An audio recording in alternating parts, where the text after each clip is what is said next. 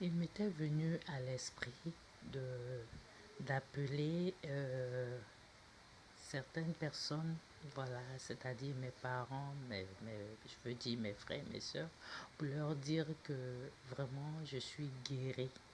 Parce que pour moi, il fallait que je confesse ce que je crois dans mon cœur. Et ces personnes avaient toutes déboursé de l'argent et je crois que ça atteignait une somme de 230 000 et pour l'opération. Donc, je voulais leur dire que Jésus m'a guéri, que je ne vais plus être opérée. Mais la voix du Saint-Esprit me dit, garde ton calme. Tu sais qu'il y a des personnes qui n'ont pas la même foi que toi.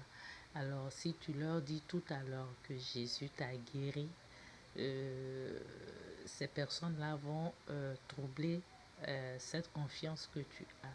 Donc, ce que tu as fait, tu vas faire une troisième analyse. Et quand tu auras les preuves, voilà, tu vas les appeler pour leur dire, pour ne pas que, voilà, demain, en leur disant, leur manque de confiance puisse avoir un impact sur toi. Et c'est ce que cette voix, je l'ai écoutée. Et il y a une seule personne vraiment que j'ai appelée et elle avait voilà la même foi que moi, donc elle a crié au bout du fil, gloire à Jésus, gloire à Jésus. Et vraiment, ça m'a fortifié. Et le lendemain, je suis allée dans une clinique sans bulletin d'analyse.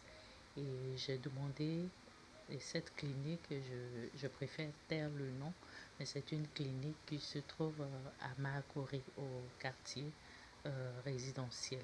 Donc, je suis allée et j'ai demandé qu'on puisse me faire un examen parce que je sens des douleurs au niveau du bas-ventre.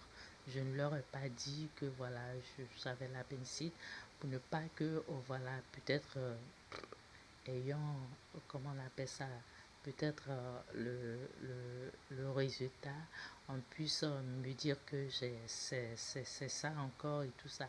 Donc, la dame a dit non, mais puisque tu n'as pas de bulletin d'analyse de l'hôpital euh, de, du CHR, alors il faut que tu retournes là-bas pour qu'on puisse voilà, te donner un bulletin d'analyse et tu viendras nous le donner pour qu'on puisse faire voilà, les examens.